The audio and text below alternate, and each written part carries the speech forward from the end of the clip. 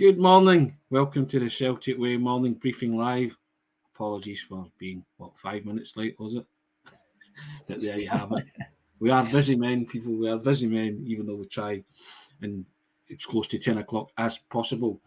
Anyway, I'm Tony Haggerty, Haggerty10 Twitter handle if you're on Twitter. And I'm joined today by Sean Martin at Sean Martin TCW. Good morning, Sean. Morning, Tony. Do you want to say it or will I? Go on, say it. The real Fit Buzz back, Tony. The real Fit Buzz back. The real Fit Buzz back, indeed. And we'll get to that in a second. First of all, you know the drill. We always big up our sponsors. OneFootball. Get downloading the OneFootball app, guys. You know what to do. The link's in the description. And it's a one-stop football shop for scores, news, lineups, transfer rumours, live streaming, match highlights, and much, much more. Go and immerse yourself in the digital football experience and have the best personal one out there. We thank OneFootball for their sponsorship of the pod every day. Thank you, guys. Appreciate it. But get downloading the app. It's terrific.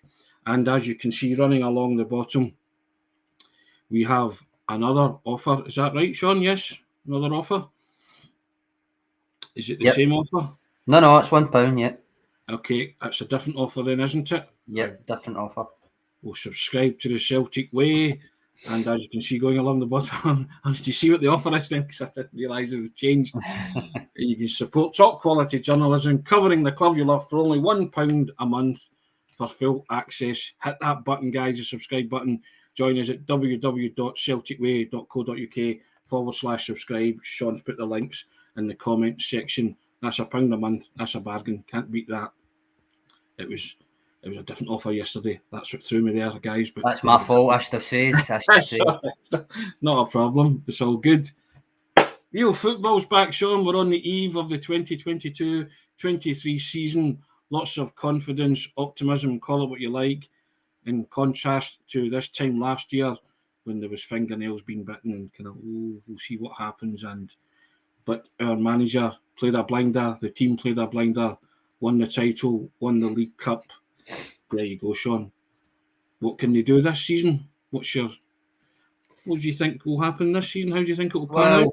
If we're going to go realistic, you can dive in right into realistic targets in all competitions, Tony. I mean, I was going to say I'm fond, but we're both fond of kind of saying that Celtic should go into any competition with a trophy at the end of it, intending to lift that trophy come the final whistle of the final game.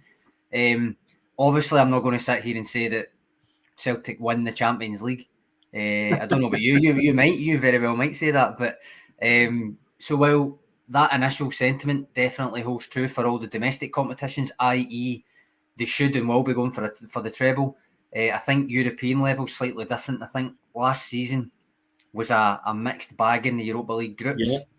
I did write an article arguing this point. I think it was a net positive. I think that they did enough to come out of it thinking positive. It was a really strong group. There was some very good attacking performances, but equally there was some sloppy defensive displays. Ultimately, it was third place. The Bodo Glimt tie in the Conference League demonstrated the progress still kind of required. I suppose the question for that is, have they made enough strides in recruitment and tactical planning? Potentially. But I think a realistic expectation in the Champions League where they will face genuine top-class opposition, I think it will be holding their own to a large extent. So if you say right now, maybe third place in their Champions League group with a shout of second, maybe get into the final group match day, I think that would be really good. But I think ultimately it's a kind of maybe a laying the groundwork campaign for trying to make a real impact next season that would be termed a success as well, Tony. Sure, I kind of agree with that, but I just want to see Celtic have a rip at it in the Champions League. Go for top spot. If you can't get top spot, go for second. That's the way it's the way Ange sets up his team to play as well, to attack, and I'm all for that. I think just because they showed in the Europa League that they can go away from home and score goals, it's just keeping them out at the other end that was the problem. But you're in amongst the big boys, amongst the elite. Just have a rip at it and let's see where it goes. And like you, I think to turn around and say trebles and stuff like that's, not so much fanciful. It's always your ambition, but I think saying it and doing it are two different things, and I think Celtic have a real challenge from Rangers this season for the title, and I would be pleased to retain the title and get to the knockout stages of the Champions League if they can do that, or as you say, get third in the Champions League group and go for a run in the Europa League. It's time Celtic made their mark in Europe, and I really do think that this is the season to do it. Retro Celtic says the treble's on. You know, I admire that confidence and optimism, but I think always every year you want to win the title, don't you? And that's saying I take 2 trophies a days of the treble every year has passed, in my opinion. I'm inclined to agree with that, but I just think you set out the start of a league competition, you want to win that, get access back into the Champions League and all the riches and prestige that come with that. I would accept that. Last season was a learning curve. Lanky 67 now. The players are getting up to speed with Hans tactics. This season we will be going for the jugular. Yep, there's an element of truth in that. BAC Celtic attack versus Celtic defence. Another crazy roller coaster season. Buckle up, boys and girls. Yeah, I can see that panning out as well. BAC, yeah. But as always, there's the early season optimism, Sean. You just look forward to it, don't you? And Celtic unfurl the flag against Aberdeen Sunday. Sorry, Sean, on you go. No, I was just going to say I agree with you that I know you never say these words, but there's almost a hierarchy of kind of priorities, if you know what I mean. Yeah. And the league basically stands as the same kind of priority as last season in terms of what it will bring. Yep. Because you could be sitting with a second summer at this point next year, Tony. We could be sitting. This is the second full summer that Ange Postecoglou's had to fine-tune and recruit, knowing that there's Champions League group stages already in the bag, that kind of thing. So in that sense, there is a hierarchy. As to the other 2 domestic trophies, I suppose you could argue the toss. Scottish Cup's more prestigious. The League Cup happens first, which can almost be a kind of a boost, as it was last season. But yeah, I mean, I do take your point. It's never a given. And there was a comment I threw up there saying that the days of necessarily assuming the treble is going to be going to Parkhead every year are potentially over. But that's not to say you shouldn't aim for that. And I think that is what they'll be aiming for. Oh, of course, I'm not writing off the 2 domestic trophies. I fully expect Celtic to be there or thereabouts when they're handed out. And we'll see. But I just, every season, someone says to me, what do you want? I want to win a title. Yeah, Sons of Scotland, basically. I agree with you there. First and foremost, retain the title. Retain, and it's important for the reasons that you've just pointed out to retain the title, because you could be sitting at this point next season having just had the same relaxed, let's say, carefree or stress-free pre-season. But I wrote the other day that there's certainly been an element of, easy does it with Celtic over the course of the summer months for the first time in a long time, and it's felt really good, hasn't it? There's been no scrambling around. They've took their time to bring in players. There's still a couple of days left in the window. Someone else might come in, some others might go out, but they've went about their business, did their due diligence. And I kind of like the way everything's come together. And if it's a case of winning the title again and the same again next season, you'd be delighted with that, wouldn't you, Sean? Yeah, I think so. I think that's a fair kind of summation of it. There's a good few comments essentially echoing what you're saying, Tony, and I don't think anybody really could disagree. I mean, Frank Brennan here saying, I don't know where you stand on this in terms of the word failure, but Frank Brennan saying factually, if Celtic don't win a treble, it will be a failure. And winning the league should always be the priority. I don't know if I quite agree necessarily. It's a failure, Tony. Just that it might not be the ultimate, if you know what I mean. There's not been a ball kicked this season, and Frank is saying if Celtic don't win the treble, it's a failure. Come on, Frank. I think Celtic have bigger fish to fry. I think Ange certainly wants to make his mark in Europe. You can't say that it's a failure without seeing any of the teams play at all this season. Yeah. I think Ange has his eyes on retaining the big prize and making his mark in the bigger prize, European football's premier competition. So we shall wait and see how it all pans out. But using words like failure, Frank, before a ball's kicked in earnest in the season, that's come on. That's you told off by Mr. Haggerty there, Frank. I want more optimism than that, Frank. Words like failure don't really enter my vocabulary, to be honest. It's adjusting goalposts and sliding scales depending on how you view it, isn't it? Context is key, Tony. I'll always say you never know, yeah. But I'm going to put this comment up just so I can plug my Joe Hart article from yesterday, Tony. He was saying, getting caught out, I don't like Joe Hart away up the park. I'm going to put a link in the comments for you, and it was, I kind of had a wee, well, not a wee, actually, it was quite long, but it was a kind of a look at why Joe Hart's been taking such an ultra high line in pre-season, the differences that actually has been making in terms of how often he's getting the ball, what he's passing, where he's passing from, that kind of thing. And then I used a wee kind of case study, Tony, for Yokohama F. Marinos back in 2019, as Postecoglou's second season as it is now. And basically, the wee case study showed me that they knew that their opponents knew the kind of thing that Andrew's asking his keeper to do even back then. And it wasn't, by the way, sitting quite as high as what Hart's been in pre-season.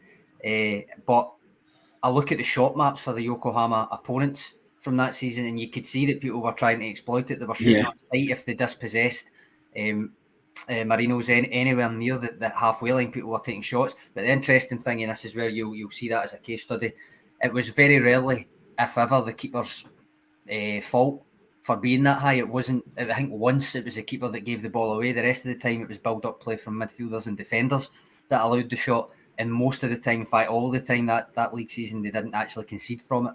From a long-range pot shot. So it's almost a game of risk is what I'm saying in that article. And it's a calculated risk as Postecoglou's playing that players, especially in Scotland, won't have the quality to punish them. And what did the manager say? Don't give the ball away. Yeah, don't concede if you don't give the ball away. Yeah. Well, I mean that stands to reason, of course, but it is perfectly logical. If you're going to play with the goalkeeper with a high line, then you do run the risk of being caught out, but it's going to take an exceptional piece of skill to do it. And I'm not saying it's not going to happen, because I think a lot of the Celtic supporters get a foreboding sense of doom about it. Yeah. Somebody will, at some point, lob Joe Hart from 40 yards. I think that was one of my sections in that article, Tony. I just called it "He'll get caught out," it's because that's what everybody's messaging. That's what everybody's saying, and I don't like it and stuff. But as Ange Postecoglou, and we have said this from the first pre-season game when he stood that high, was the first words out of Ange Postecoglou's mouth in any match that he gets lobbed will be, "It's not his fault, it's my fault, I've asked him to do it." Yeah. And that'll be true. Obviously, there's context within that, or maybe it will be Joe Hart that gives the ball away. But for instance, that Rapid Vienna game when I think it was Kuzmanovic tried to lob him, and it was actually a decent chance. He just didn't execute it. It was actually Jota that gave the ball away. It was nothing to do with Joe Hart. Joe Hart was just because he was higher up, it became a goal scoring opportunity. It's just part and parcel. And as I said at the time, and I'll keep saying all season, some players will have the ability and the circumstance to execute it, and some won't. That season with Yokohama, it didn't really get punished. Well, they did, yeah. Well, we'll find out in the fullness of time, Sean. Tony, can I just interrupt our pre-season, our season preview to bring you this message? Someone's finally recognised that there's a poster behind you. Bearing in mind that you were partly to do with this, Sean, you can explain to the listeners and the viewers what it is. That is Tony's 50th birthday present from the Celtic Way team. That's what that is. It is as a big Roy the Rovers fan, as you all know, Tony is. That is Roy the Rovers sitting at Melchester Station. Thank you very much, and it'll be going in a frame at some point. But I've got the Poundland frame at the minute. It's called Blue Tack, for those of you that remember that from school, and it's blue tack to the wardrobe till I get a frame and I display it in the room somewhere. So thank you for that. But that's what that is, Melchester Rovers, Roy Race sitting at Melchester Station. Big fan. Now, Sean, we did a thing and we put it on the Celtic Way the other day. You've got the graphic. You sent some questions to myself and Alison, some early season predictions, and we had a pop at it there. It's there. Now we'll just go through them one by one. Top goal. Yeah, I must. We've got the caveat being Alison's not here to defend any of our choices, but I mean they are fully defensible on the website. I'll put the link up to it. We've all explained. We've not just picked them. We've gave kind of our rationale for picking who we've picked and stuff. So we'll start with the top one, Sean. Top goal scorer. Permany 1 from 3 there, really, wasn't it? I couldn't not pick him after saying to you on here that I think he's a dark horse. I think the odds were very good for him and stuff. So I couldn't really not pick Dyson Maeda. There's every chance that, I mean, Alisson's kind of sat in the fence there, just going Kyogo and Giakoumakis, or arguably has gone even more bold, because essentially she's saying they will get the both, they will get the same amount. But I mean, what's your rationale for Giakoumakis? Because I'm very much of the opinion he will get game time, but he'll still not be the first choice centre forward. And I agree with that, Sean. But I just think there's a predatory instinct to Giakoumakis, and I said in my descriptor that is he going to break with tradition and take more than one touch to score a goal? No, this guy's lethal, and I think with a season playing, getting regular game minutes, he will score a lot of goals. I err on the side of caution, because I thought it's between Kyogo and Giakoumakis, obviously, isn't it? Kyogo will play more, but I don't know, there's just something that tells me that Giakoumakis is going to be more potent in front of goal this season. So that's why I opted for. Lovely comment from Pete McGee. Sean and Tony, are you nuts? Kyogo not your top goal scorer choice? About opinions, I think it's a fair choice, but I felt as if I'd backed myself into a corner by mentioning Maeda so often on here, so I felt I had to pick him. But what I will say is I do think that he will arguably clock the most minutes of the first choice forwards that we're talking about. Not at centre forward, obviously, but I think you saw at the tail end of last year the importance that Ange Postecoglou places on having Dyson Maeda in his starting lineup. And I just said there, Pete McGee, that it was a toss-up between Kyogo and Giakoumakis. Had I been bold like Alisson, I would have picked the two of them to share it. But I opted for one, and it was Georgios Giakoumakis. But Kyogo wants that trophy, so he'll be doing his best to get it. And the great thing from that point of view is you've now got three strikers. And I wrote an article the other day when the premise was about Sutton, Hartson and Larsson. It wasn't a comparison article. It was about saying they now had three strikers who were capable of buying the ball in the net with regularity, like the three that I mentioned, Larsson, Sutton and Hartson. So that was the kind of premise of that it's been a long time since I've had that, with three guys who could end up the top goal scorer in the season. That was the kind of premise of the article. I got what you meant, a triple threat. I wasn't comparing their abilities. I was just talking about the actual act of putting the ball in the net, and the fact that Celtic now have three guys that could compete for that top goal scorer trophy and weigh in with a hatful of goals. And I fully expect that this season. Well, Aussies with me. I think he's the only one that said that he's obviously put a punt on Maeda at 12. There you go. I got a response. I won't name who it was from. It was another what I'll probably like to say prominent journalist. Yesterday when that article went live, saying Maeda top scorer, he'll struggle to score 10. So I've now ended up in another side bet that he'll get 11 or more for the season. So that's what life's about, opinions, Sean. So stick by your guns. I'm impressed with that. Signing of the season, you and I think the same way, Sean. Jota on the wing. And again, I mean, I've got previous for because obviously anybody that tunes in regularly will know that these kind of categories correspond with our end of season awards. So this is something we can check come the end of the season and refer back to. And as I said on Twitter, feel free to use it as a stick to beat us with throughout the season. But when Dyson Maeda still on one goal getting into November, but it's I had previous for a cop out in this category, didn't I, Tony? Because my signing of the season for the end of the season awards was Ange Postecoglou, which plenty of people says, you can't do that. Well, I could do it because I wrote the rule book.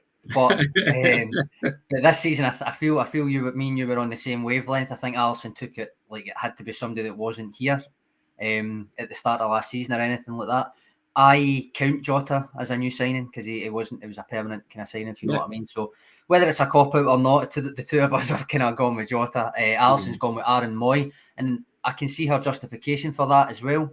That he'll almost be unexpectedly good in a way, which means he'll be the kind of signing of the season. So, Well, I went for Jota because, as I said, my caveat or my explanation was that he'll score goals, he'll assist goals, and he plays football, and he entertains, dare I say it, in the Celtic way, which I think all the Celtic supporters will be delighted to see. And he was the one signing that the Celtic supporters craved, and they've got him. And I think he will be the signing of the season. Lanky 67 Jens signing of the season for me. Again, Lanky will reconvene at the end of the season. Now, most assists. Now, Sean, I was nearly on the Matt O'Reilly bus with you, but I've kept Matt O'Reilly for another award. You've gone Matt O'Reilly, Alisson's gone Jota, and I've gone Rio Hatate. In fact, that in my descriptor, that was the three players that I said would provide the most assists for Celtic this season. Three players spring to mind. I said O'Reilly, Jota, and Hatate, and I opted for Hatate. That was just because of the way he started. To be honest, Tony, the only reason, and I said this in the write-up, the only reason I've gone O'Reilly over Hatate or Jota is because O'Reilly will take more set pieces. Yeah, fair enough. To be honest, Retro Celtics put this comment in. He actually put one in earlier on, and it was basically to this point that the amount of different players for all these different categories bodes well. Yeah, but I mean, how you asked that question yesterday? Most assists in those three. How wonderful was it to have three that immediately spring to mind? And that's not even talking about the likes of McGregor, but Abada, even Kyogo himself and Giakoumakis. So there's goals in that team. There's lots of assists. There's lots of creativity there and attacking style, which the manager wants. Jason Lee Rio is playing so good right now. There you go. Now, most improved player, Sean. Now this will. This is causing carnage in the comments because of my selection, I think, Tony. Now you've gone for James Forrest, Alisson, McConnell went for Ideguchi, and I've gone for Dyson Maeda. Now my rationale for Dyson Maeda was I don't think his game needs to be improved all that much because he's a wonderful team player, got a great work ethic. But I said the most improved thing you'll see about Maeda, going back to your top goal scorer thoughts, is that he'll improve his goal ratio. And I think if Maeda can improve his goals ratio and get that 10, 12, 15 goals, then that will make him the most improved player because he will have added that to his all-round game. That was my rationale behind that, and I think that's quite sound. I can see where you're coming from. Just give me the platform for 2 seconds to justify my selection because it's causing some consternation. Frank, summing up a few comments. Most improved player, James Forrest, with about 19 question marks. Now let me try and explain. Right, go on. The reason that I've picked James Forrest in a way speaks to why I'm getting so many question marks about it. Right, I'm selecting him on. First of all, I'm selecting him on the proviso that he stays fit for most of the season. Right, in that situation, I reckon he makes some big contributions as a rotation piece. Right, I'm not saying he's going to get double figures for goals and assists again or anything, because I do think he's lost a yard of pace, but I do think if he stays fit, he will be a valuable rotation piece, and by doing that, I think he'll materially improve on his 2021-22 campaign, and for that reason, I've picked James Forrest. Now, it's your Josh Giakoumakis that's the reigning most... it's Anthony Ralston, that's the reigning most improved player. Nobody will probably ever, in Celtic's history again, come up with the kind of campaign for most improved player that he did. We're probably worth naming the award after him. But the reason that I've picked James Forrest is what I've just said there, Tony, and I think it's justifiable. Nice. Listen, there's no right or wrong here. We reconvene at the end of the season and we'll see how well Lanky 67 totally agrees with you, Sean. So there you go. Now, game of opinions, T1 says he just doesn't cut it. That's fine as well. Now, the next category, yes. The next one's the one that Giakoumakis is the reigning champion. Which basically, I'm into basketball. It's the 6th man of the year in basketball because there's 5 in a team. So the 12th man of the year is basically just the kind of biggest contribution, or the most consistent contribution off the bench as a regular substitute. Now, Giakoumakis might be in with a shout for this again, but I do think he's going to start a lot of games as well. So I kind of subconsciously ruled him out as being a 12th man, if you know what I mean. Me and you both think the same, that the guy most likely to come off the bench so often probably be Leo Labada. And he's came off the bench to good effect in pre-season. Still looks hungry. Yeah. Got 15 goals last season. A valid contribution. Scored some important goals as well. So that was my rationale. I still think that Leo Labada has got an important role to play in that team. Whenever the thing about Abada last year, and I think he actually suffered from this in our rankings, was he didn't have due to the squad depth at the start of the season, especially, he didn't have time to be rotated out. There was no options. He had to play, even if he wasn't playing particularly well sometimes, which meant he was getting a few kind of poor ratings for every really good rating. Overall, his underlying stats and his output was great, especially for his age and his first season in a new country. Yep. But I think he kind of suffered from having to play too often at times. And I think this season's going to be the opposite. I think he's not going to get anywhere near as many starts as last term. Sure. Because you've got Maida, Jota, Forrest, if he's fit, you can kind of say maybe pull rank occasionally and get a game. Abada himself, then you've got whether Mikey Johnston stays or goes, you've got him kicking about, you've got any of the youngsters coming through. I just don't think he's going to get anywhere near as many starts. I think it's going to be up to him to kind of make telling contributions from the bench. And I think he's capable of doing that. I think he's done enough in pre-season to say that he will contribute. But for that reason, I think he's in with a good shout. And the most important award of the season, Sean, the Celtic Way Player of the Season. You've gone for Jota, Alisson's gone for Callum McGregor, and I've gone for Matt O'Reilly. Yep. There you go. Hey. Now, I'll let you say. To be honest, I'm pretty sure you were surprised I never said Matt O'Reilly, given how much I keep saying. But I'll let you go with Matt O'Reilly first, and then I'll justify mine, and I'll give you Alisson's kind of brief justification. You've gone for Matt O'Reilly with most assists, so you've gone for the fact that he will play a prominent role this season. So by definition, if you've got the most assists and you're contributing that way, you're going to be a high scorer in terms of the man-by-man ratings, aren't you? Mm-hmm. Yeah, so I think Matt O'Reilly's going to be a steady 8 all season. I just think he's that good at football. He's just speaking of 8. That was the addendum to Cameron Carter-Vickers' name last season, wasn't it? Cameron Carter-Vickers 8. Yes, which is Robert Gibson saying he'll be Player of the Year. That would make it 2 in a row because he was the top of the power rankings come the end of the season just past, wasn't he? Yeah, and again, it was a toss-up between, for me, O'Reilly and Hatate. Michael Ross there saying Hatate. I could have alternated the two of them in those categories that I picked them in. So I just expect them to be pretty prominent in Celtic's attacking play this season, creating goals, scoring goals, and just in general being ballers because they are two wonderfully gifted footballers. So that was my rationale. Alisson McConnell's shout of Callum McGregor, then it's hard to argue with that as well, isn't it? Yeah, Alisson basically saying Callum McGregor will be so consistent and never really dip below probably a 7 or an 8 that he'll, over the course of the season, despite the fact he'll probably play the most, maybe apart from potentially Joe Hart, he'll still maintain that level. He was third, despite the fact he clocks up some amount of game time last year. He was third in our ratings. Now I went for Jota, and I went for Jota. He was second in the rankings last year after being top in the penultimate one, I think. And it's just because if you reflect, it kind of reiterates what he was doing last year and repeats it. His output was ridiculous, Tony. His underlying stats are superb. Just the way that he plays the game always catches the eye. He constantly plugs away, even if he's faced with physicality and stuff. I just think from the platform of being runner-up in the power rankings last year, I ended up thinking, I think he's going to go one better this time, which is a scary thought. And I mean, you kind of made that point with Harry Kewell having an influence on him as well. It's a scary thought if he does reach another level. Of course. Listen, I think David Ferguson says, what a joy to have so many players that are potential player of the year. Totally agree. You look along those 3 for a start. We've nominated 3 different players, and then you could still have Giakoumakis, Kyogo, Gary McDowell saying Kyogo be player of the year.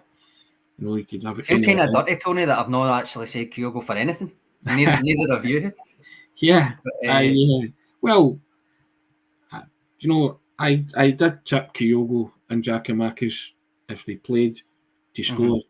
Alisson said 20, and I said that could be a conservative estimate. Yeah. The two of them could hit 30, each. Given a. Because I just think they're talented players, and you put the ball in front of them, they will score.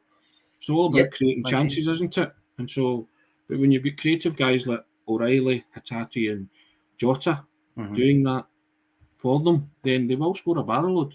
Matt O'Reilly, player of the season, Tim and on, great minds think alike. David Gillespie tipping Real Hatate for a treble there, most improved and most assists and player of the year. Well, there you go. Some treble. Well, I tell you what, guys, you should fill in your own.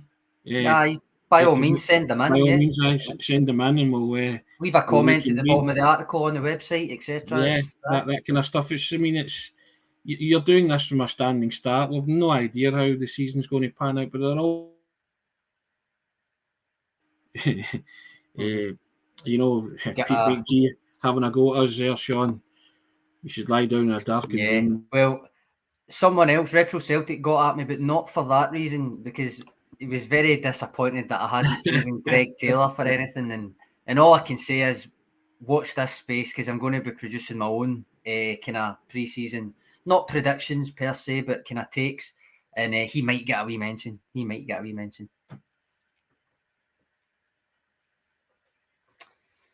And thanks for that as well, Retro Celtic. That's always nice to see your work appreciated. I think Tony's got the gremlins a wee bit there, but plenty of comments. You're back, are you, Tony?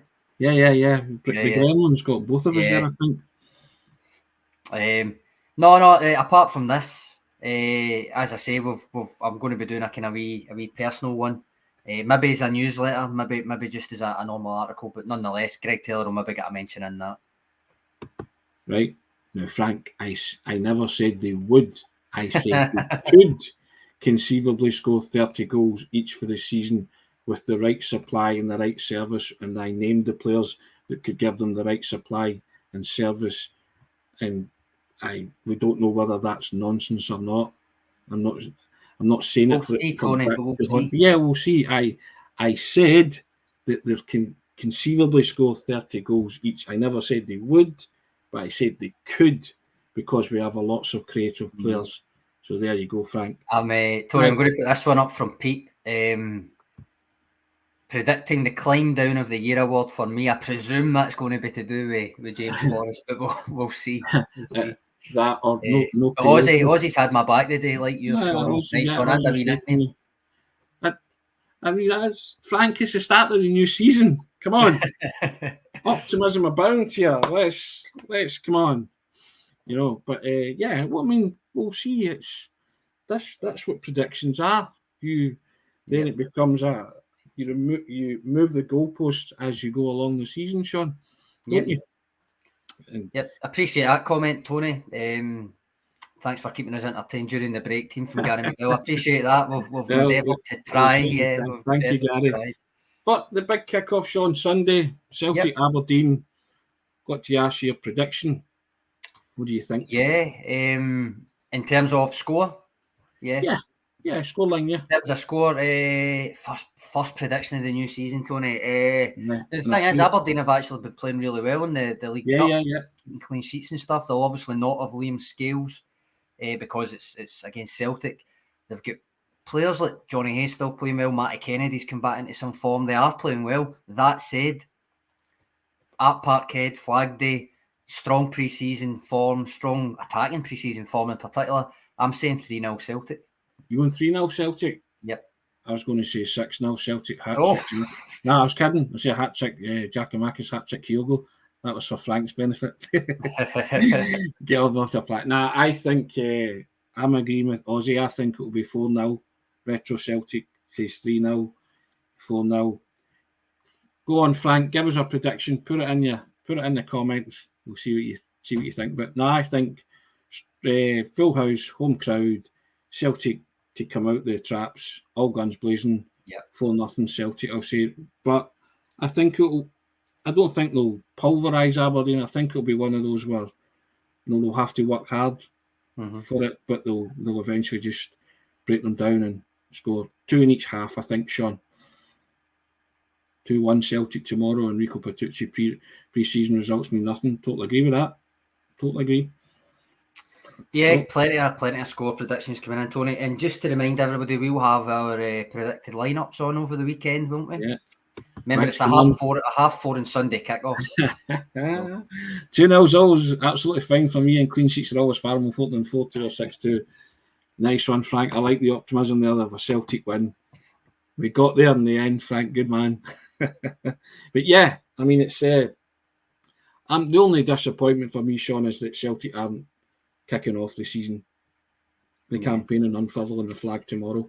Yeah, it is an odd one. It's not something I'm going to get too upped about or anything like that. But I did think it was it's a bit odd. You think ideally in the ideal situation it should be the champions first kick off the Saturday of the season kind of thing. But nonetheless, they'll still make a day of it. Carl McGregor will be given that honour as we spoke about yesterday. He very much wanted to keep the onus not on unfurling the flag, but what happens after it, and I think that will be the priority anyway. I think the priority for Celtic in every opening game of the season is just to get the 3 points. However that happens, Sean, I think there's a lot of optimism though about this Celtic team and where they can go and the heights that they can reach. It'll come out in the wash over the next few months, won't it? I think so. It's still. I mean, I said when last season ended and we were looking ahead to the summer, knowing that there wasn't going to be any qualifiers and that it would be quite a lengthy in some ways pre-season. That I was just excited for the way that it was going to be built up, the recruitment, the way that the tweaks were going to be made tactically and stuff, and it all starts on Sunday. Indeed, it all starts on Sunday. Can't wait. Looking forward to that. Keep your eye out for the predicted lineups. Myself, Sean and Alison will have a go at that time. Tony, I'm just seeing it's come right full circle here back to there's going to be a 75-yard chip out. Joe Hart's going to be stranded and all of that stuff. You can T1, you can feel the silence as the chip goes in already and stuff. I'm telling you, read that kind of. I'm going to say essay. Read that article on the site because it might put your mind at ease a wee bit. It might make you break out in cold sweats, but it might put your mind at ease a wee bit. Indeed. All that left for me to say is, guys, have a fantastic Friday. Thanks for the interaction today. Loved it. Even yourself, Frank, still love it. Keep the comments coming. We love the wee community, as I say, that we've built. Get downloading the One Football app, troops. It's a cracking app. You can see that when you get the link in the description. You'll see for yourself. It's tremendous. And £1 for 1 month of full access. You know what to do. Hit that button, www.celticway.co.uk/subscribe. I've really enjoyed today. Can't wait for the season to start. I wish it was tomorrow, but roll on Sunday, Sean. Thanks for your contribution. As always, first class, although lots of people disagreed with our predictions. Again, we will. That's fine, Tony. That's fine. That's allowed. We love that. Yeah. We want their predictions, guys. Get them coming in as well, and we'll discuss them throughout the season, and we'll see how we're faring at various junctures of the campaign. Yep. Here's hoping that's another wonderful season to celebrate. 2022-23 kickoff looming large. Thank you. Have a fantastic Friday. All the best, troops. Cheers, Tony. Cheers, guys.